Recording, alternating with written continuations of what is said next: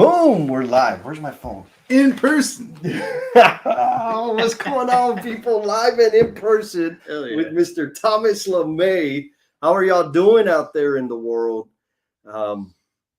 We just kind of did this pop-up, maybe in celebration or in advertisement of the Calabosessions. What kind of... So we're Scottsdale, Arizona. We've been hanging out at the Advancing Quality Excellence. Advancing Construction Quality. Thank you, Thomas. That one. There's some names there too, right? Gee, Felipe is there. What's our other brother? Brian Melcher's there. Melcher, dude.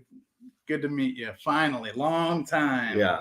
Did you check out his setup? Yes, and there's a plan for more continuing. Oh, maybe another collabo session. Here we go.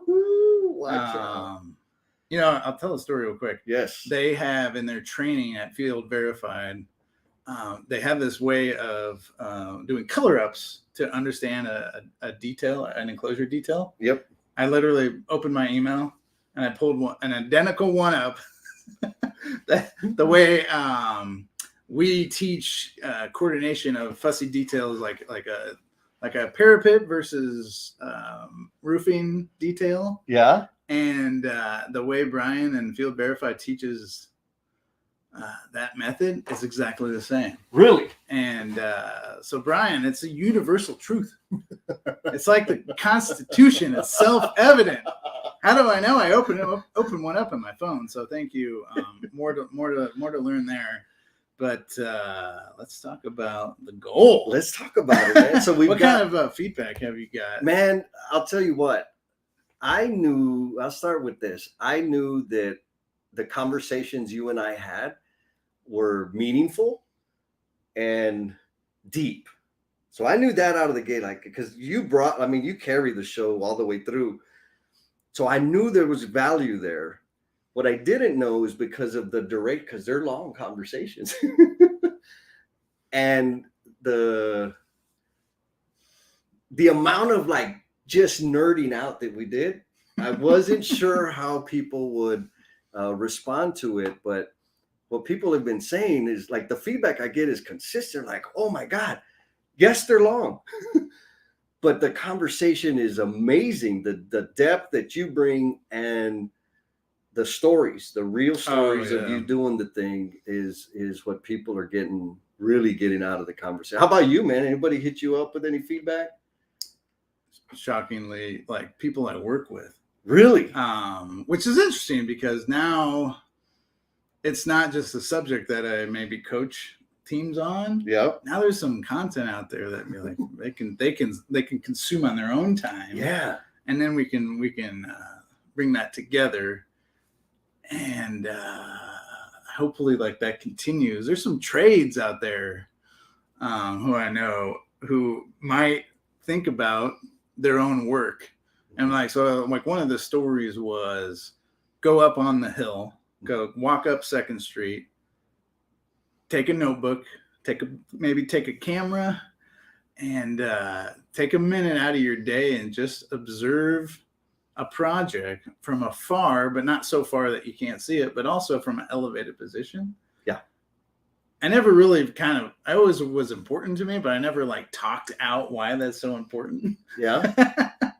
And nowadays we use a lot of drone photography. But at getting up and over what you're working on, just a little bit, could be from a floor above. Yeah. You start to see patterns and trends. And, I'm a quality leader now, so I get to see all the data and stuff now. But it's the same concept. When you're looking at a dashboard or an issue report or logs or whatever, you can see trends and patterns. And then once you understand those trends and patterns, you start to apply techniques against that trend or towards that trend, whatever it needed feedback or it needs to be reinforcing. But you have to do that. And that story it's really good. But that story, we talk about extreme ownership too. It's the same in the military. You gotta in Gettysburg, right? Yep. Like you gotta elevate, and it's the same in many other industries. But that one, just like Brian's color up drawing, it's a universal truth. Yeah. Yeah. You got to look at the entire system. Yes. And the best way to do that is step away from the local, if you can, and if you can't, use some technology to get up above. So that was change your perspective, change your vantage point, and you'll be able to see. It's just a totally different angle. You called it. Thomas called it. He said, "Man, Buddy's gonna be the first one." Buddy, he's always on there. He's on. Thank you, Buddy. Buddy says extreme value. So Buddy listened to him, and I got to be careful what I say because he remembers. He remembers. I let out too many dirty secrets. Buddy, don't forget about them bad boys. Thank you, Buddy. Appreciate the support, my man. So hearing your voice for the first time, what was that like, Thomas? Oh, like when you listen to the conversations. Yeah, well, it's probably the same for anybody except for Felipe. Silky smooth. I definitely have a unique voice, and it's always been a source of anxiety for me. That, especially as a superintendent, I don't have a booming superintendent voice, and in fact, I will lose my voice if I have to raise it. So it's just I will lose it. I just don't have the vocal cords. Right. It's just a limitation. So since understanding that, I've overcome, and I would use public address systems of microphones, and even in like trade contractor meetings, I need to amplify my voice. And so I guess the lesson there is like, maybe you're anxious about something about yourself personally, but like it's the same thing with theory of constraints. Figure out what that is. And for me, it's like I don't have a very loud voice. So if I need to address a lot of people, I need technology to amplify it. And it's like, hey, there's all kinds of this wireless technology out there. And the other one was, since I didn't have a booming voice, I had to be more visual with things, with drawings, with my words, with visual management. So another thing that I'm not very effective yeller, but hell, I can get on a whiteboard and we can have a facilitated discussion with 5 colors. So so that's a long story, but like it's weird hearing my voice, but it's no longer being a limitation. Nice. Now broke through the barrier. Yeah. Oh man. Yeah. No, we've got, again, a lot of good feedback, and it's, when we did the collabo sessions, Felipe and I, there was an interesting thing that I learned to look for with this one. So when we released the first one, you get a certain amount of downloads, and it got a ton, like an abnormally high number of, I shouldn't say abnormally, usually within the first week, somewhere between 30 and 45 downloads is pretty standard. Yours had over 50. Oh, wow. Like the collabo sound, like son of a gun. Okay, this is good. And then when we release the second one, what will happen, well, for whatever reason, it's like people will hear that, but they haven't heard the first one. You have to go back to, and they're going back to the first one. You will be lost. Maybe at the end you do the one that's like a 8-hour session. Just put them all together. Listen to it at 1.5x. Yeah. Yes, you can listen to it. Actually, I'm editing them at 1.5 just because if not, I get hyper focused on just small dumb things. But it's fun. We had the conversations, and then I get to go back and edit them. Yeah. And I'm just like, man, like I remember we had the conversations, they were so good. And then I was like, man, this is like such good stuff. And the feedback is that the listeners are agreeing. Like they're getting some value out of it. They're loving the examples of you practicing the stuff that you learned in the book. Yeah. Like overcoming fear. Yeah. It's a real thing. if you don't think fear is a real thing in the construction industry, you're afraid yourself, probably, or at least in some serious denial. Yeah. There's risk. There's risks involved. We work in the elements. We work at height. We work on edges. We work in semi-constructed, or we're deconstructing things. So there's dynamic situations, and that's part of the job. Yeah. And we can't be like afraid that so much that we can't approach it. But there is fear in our work. And when we can admit that there is fear, yeah. What were you remember the two things you can do? I don't. So if you're anxious about something, take action. Yeah, I remember that one. Right? Yep. How do you overcome anxiety? It's like in the morning I need to go work out, but I know I need to work out, but just start moving. Yes. Just start moving. Just walk around the block, whatever. Like you can overcome that one. And then if you're afraid, which is it's kind of on a higher level of a spectrum, because anxious and fear are both behaviors, or maybe they're emotions. But fear you can overcome through focus. Got it. So that's why I'm like, yeah. That's why I'm interested in other industries, including the military, who have to confront fear. If the military doesn't confront fear, we lose our society. So they have tried and true methods of overcoming fear. And a lot of that's through drill, right? Just practice. Yep. Just practice, because then it becomes muscle memory.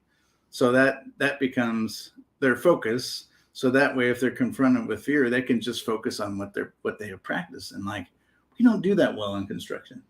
Practicing anything, mock-ups, first in kinds.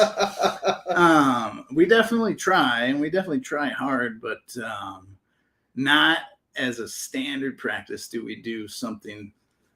Yeah, over and over and over. In practice, not the real thing. Right. We just go straight into the real. Into the real thing. Imagine if you were a professional football player and the only time you did football was during the game. Yeah. Oh yeah. Yeah. I've been thinking about this, and even though we have we'll just think of a construction company that you worked with in the past. That entity, they have 10-year goals, 20-year goals. We know that we're going to be in construction 10 years, 20 years. But the way we plan or our behaviors, this is what I think. I think our behaviors are such that because the duration of projects are so short, relatively speaking, right? A project is 6 months, 8 months, 16 months, whatever, not 20 years. Even in those long projects, the staff cycles. Yes. Yeah. And so we treat our business as if it's just for now. Like it's a temporary thing. Right? And so one of the examples in my head that I've been thinking about is like the GC trade partner relationship. Our industry would benefit if there was a real partnership.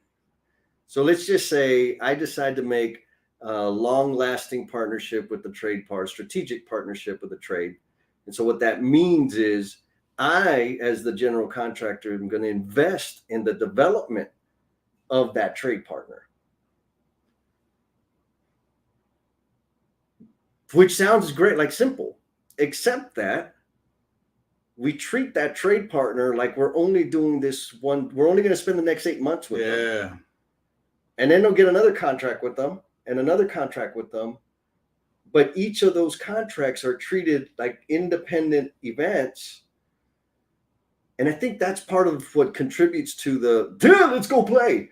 It's not forever. Yeah. But it kind of is forever. What do you think? Is that too wonky of an idea? No, it's the current state. It's not a wonky idea. It's the reality. We work in a project-based environment with specialty trade contractors who are third party to the main contract. There are different delivery methods that are coming into the the workspace, and I think that's good. There's not a magic switch though. No, not right? at all. But I will say a lot of like relationships that are built, trade contractors and general contractors and even designers, they're built over time. Yeah. But it's single people. Yes. Right. It's individual people. Yes. Or maybe it's a business unit and a satellite office. Yeah. For in that very specific place. So we have these pockets. And I think the one place where we can learn from, or maybe grow, or maybe this just is an idea we can throw out there, is trade schools and unions. So trade schools, and then union halls or union organizations, because that's a source of labor. But one thing we don't do is like a general contractor like DPR. A lot. We definitely contribute, but like, could we do better? Is contribute a whole bunch of training content or training opportunities. Practice. I'm talking practice. That's here. it. Yes, practice. Come out. It's like we have prefabrication facilities. We have job sites, and there's barriers of entry to that. I think we can overcome. But when we're talking about getting the reps in and getting practice, I think that one place we can do that. The second place is our colleges and universities, and we definitely do internship programs.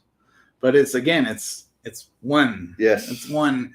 And one thing I think our industry could do better is develop content with civil engineering departments, with construction sciences departments, and get into partnership. And that's going to be hard, and it's a lot of things to overcome. But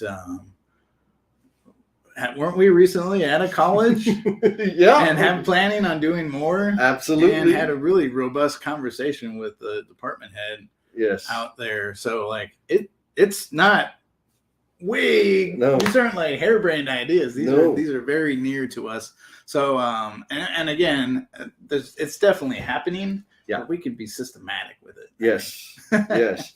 Well, I'm more. I always tend to favor like the grassrootsy approach, and we're at the conference, right? We're talking about safety or quality programs, and there's some pretty amazing. I mean, the opening session, like, damn, that was like, yes, I like that, more of that.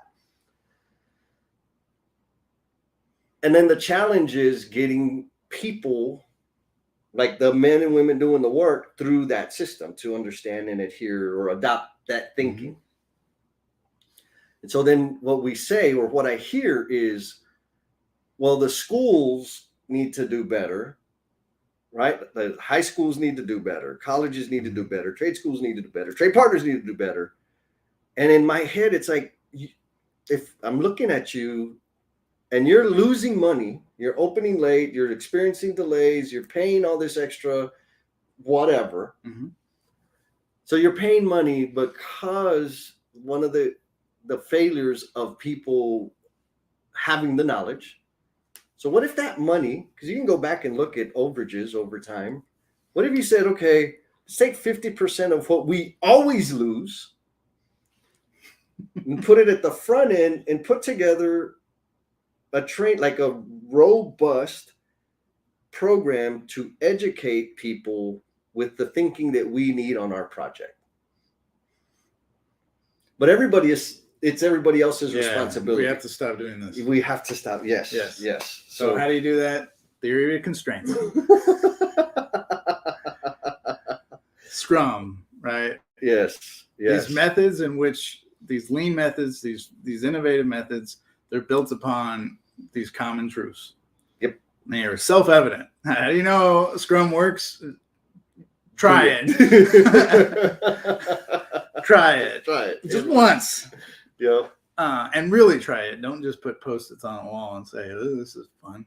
And then theory of constraints.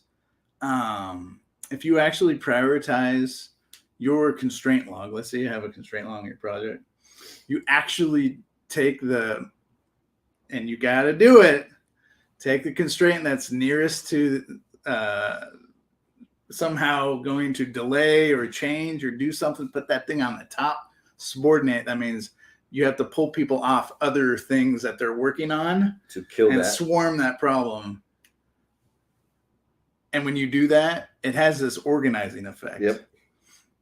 And all of a sudden, people are like, "This is not so bad, right?" It's like, hey, even designers, it's like, hey, instead of working on that thing, let's just all get on the same page. And it's super hard, but the more we do that organization, the more we do prioritization, the more we look at an overall system. And the only way to do it is you got to look at the dang overall system. Yep. And is it harder to do that? Yep. Yep. At first. And you got to visualize it. Make sure you get everybody. David Verbal taught me this. Is the first thing you need to do is gain agreement on the problem. Mm-hmm. Right?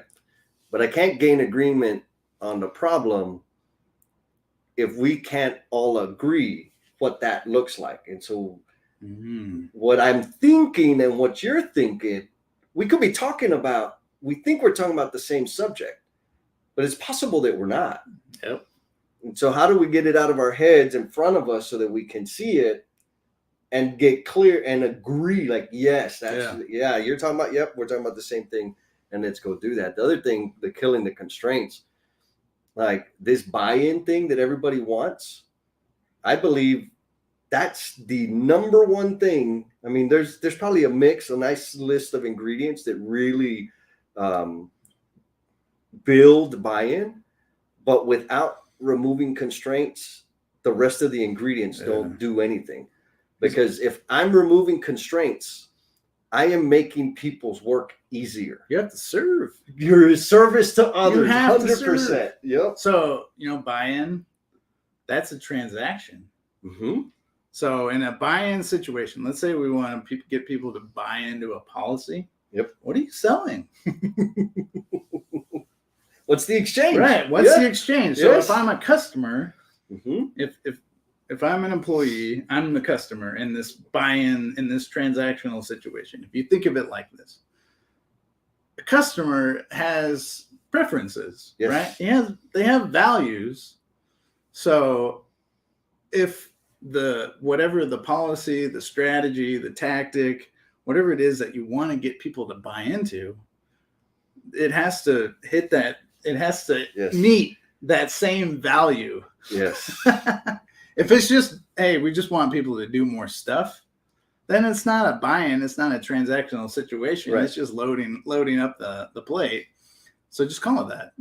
Right. This is it. This is a mandate. Yep. Right. We're not going to get buy-in. And you're going to be okay with not having buy-in. Yeah. So, and if it's a mandate situation, it's just compliance. So don't treat what I'm trying to say is like, if it's a compliance item and we have to have compliance, it's just, we live in a world of speed limits and we have to be able to move and be safe from each other. And that's compliance and that's fine. Let's call it compliance. A buy-in situation is an exchange. Yes. So when you're rolling out a strategy that we want to get people to buy into, you got to talk to the customer. You have to go to the place of work or to the group of people and have a conversation about value. Yes. And that might change the strategy slightly or completely. Yes. Yes. We were talking about the systems thinking course that a bunch of us were in a few weeks back. Do it again, by the way. Yeah, Adam. There are people at this conference asking for it to be done again. People that were there, like for real. Thomas' name is one of them. So the feedback loops. They talk about 3 feedback loops. So you want to do this change, profound change. So it's going to take energy. You got to deploy the energy. Once you deploy the energy, there's some time for people to learn it, whatever the change is. And then there's 3 loops that need to be met. One is it's like a social loop, like am I building my network? What type of relationships are coming out of it? That's valuable and keeps that feeds into enthusiasm. The other loop is what's in it for me. Personally, what am I getting out of this change? And then the third loop is business outcome. And of the 3, we focus hard on the business outcome. We don't design anything so that there's personal gain. We sure as hell don't design anything so that there's some kind of social gain. But those 3 things go into enthusiasm. If you're achieving them, enthusiasm grows. Guess what? It goes back into the energy. Energy grows, and the loop continues. Yes. And you need all 3 for it to grow. Yes. Because if you lose enthusiasm, doesn't your loop spin backwards? Then that brings into the idea of detracting loops. Okay. Right, because there are status quo, or what's the word we were talking about earlier? Inertia. Right, like you have these other things that are already in play that are detracting from the enthusiasm. So it's not only designing a deployment plan to account for the 3 critical elements, it's also designing a deployment plan to account for the detracting loops. And what are we going to do to mitigate the detracting loops? That's not what we do. We say, hey, this is going to be awesome. Let's go do it. And sometimes it sticks and sometimes it don't. What do you think? A recent person who's come into my life, Brian Winningham. Yeah. He's been teaching me these loops in his formal training in the Army. And they have this manner, Rangers, of understanding those 2 things. Constraints, they got to be able to move. Yep. They have to be able to understand where things are dangerous to them and be able to react quickly. Yeah. And that's why I'm super interested in it. It's interesting to talk to Brian, because he's such a super good person, good person. But he's also like, when he talks about his training, there's passion behind it, and that's a feedback loop in and of itself. And that's emphasizing maybe that's kind of it. But you have to understand both things. I need to take the systems thinking class. Dude. But we got to name it something else. I'm still name it the way. The way. This is but the way. Brian. Oh man, I'm so grateful for what you're mentoring me. That's awesome. It has impacted. So we'll see you next week, bro. Yeah, New Orleans, baby. Well, speaking of New Orleans, so next week we're gonna be in New Orleans. Folks out there, if you don't know, we just launched a Lean in Love challenge. Did you see that? So there's a challenge. There's a bunch of people in the Lean in Love book that have been quoted, and a whole bunch of us are going to be in New Orleans next week for LCI Congress. And so the challenge is get as many autographs of the people that are quoted in the book and take a selfie with them and post the bad boy. And whoever, the 2 people that get the most signatures, selfies, whatever, are going to get some swag. You get the Lean in Love tumbler and an autographed copy of the Plumber's Edition that can no longer be bought. Ooh. Limited edition, baby. So it's going to be a good time out there. I'm in there twice, I think. I'm in there twice. You're in there more than once for sure. It was tough, man. There was so many like beautiful comments that people brought in. And our publisher was like, so what do you want to do? I said, I want them all in there. She's like, we can't. Like, then it lose. Like, no. I'm like, okay. Then you give me some to pick from, and I'll pick some from there. So, no, it was a lot of value. So thank you for being a part of that whole conversation. Actually, you're probably a big contributor into why that's continued to where it is now, right? But the book and No BS with Jen and Jess, you were the first one that explicitly said, like, this is something important that's going to help heal our industry. Yeah. And I'm like, oh crap, he sounds And serious. at home, like I know. relationships. Yeah, relationships, baby. Yeah. It's all about And, relationships. you know, we talked about in those collabo sessions, like work and life. Yeah. There's no membrane. Nope. There's no separation. Life all the time. All the time. Yes. And we talk about some of the chapters. Work, it creeps in your front door when you go home too. It might be in your subconscious even. Yeah. But the thing about your subconscious is you have to devote calories. You have to devote energy. Yes. To keep things kind of compartmentalized. Yes. And if you only have so much energy. Yes. And if we're working late, got long commutes, we're frustrated with other people, we got quality problems at work. Yeah. We have to devote energy to those things. Yes. And there's not enough. Yeah. There's not enough. So oftentimes, and I'm guilty of this, we don't have enough energy to compartmentalize the problems that we have at work. So once we let our guard down on that, all that comes out. Yep. And it either comes out in your attitude, or it comes out in your behavior, or even in your thoughts. So we got to get better. And once we admit that we have a problem, yes, then we can do something. so that's a teaser for the Ooh, third session.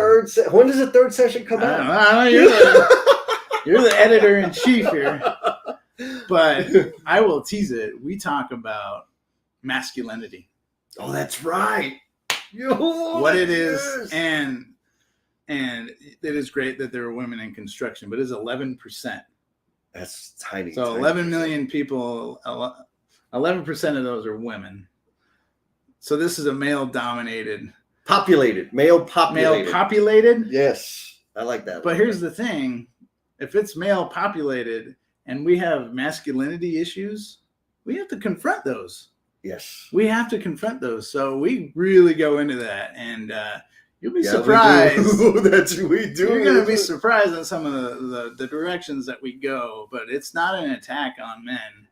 It's actually it's an awakening. It's an awakening. Yeah. And I had this awakening after listening to 5S in relationships, and I had it in a individual work group at where I work, talking about daring to lead. Ooh, Brene Brown, yeah. Yeah, and if you can compare and contrast the goal and dare to lead, there's some universal truths. Absolutely. So that's we just keep getting better. That's the best thing about this. So yeah, let's let's keep doing it. Let's keep doing it. Let's keep learning together, folks. Thank y'all for the support. Thank you to Thomas for the idea that you planted this idea for like 2 years ago. No, a year ago. ago.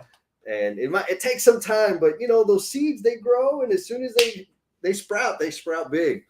So there's 2 episodes out. The Gold Collabo Session number 1, the Gold Collabo Session number 2. Those titles took extreme creativity for me to come up with them. I think the next one is going to be titled The Gold Collabo Session number 3. Oh, wow. And because it's hard, like I can't. Master marketeer. Yes, that's it. I was trying. That's good because they are in sequence. They're in sequence 100%. It's self-explanatory. It's self-explanatory. And because of the storytelling, like the real stories that you have, the real experiences that we share around the content from the book, The Goal, I can't nail it down. So I said, well, I'm just going to be lazy. Gold Collabo Session number, blah, blah, blah. So number 3 is coming out this week. Yeah, it'll be out this week. In the middle of Congress? No. Like this week. This week. Oh, right before. Yes, right before. And then quizzing people. Yeah, it's a good one. So that'll be our 3rd one, and I think we have 3 or 4 more. I gotta check. There's a bunch more coming. But again, they're meaty, juicy conversations, and ultimately it's the contextualization. Like it's about our industry, and not just about like building stuff. It's also about the human side of it, a lot of it. And I think that's the most, for me, that's the meaningful, really meaningful, far-reaching content that's in these conversations, is because we're talking about people stuff. We can't build nothing without people. Good? Yeah, absolutely. We'll see y'all next time. Let's see. Let me hit end. The only hard part is I never know when it stops. Like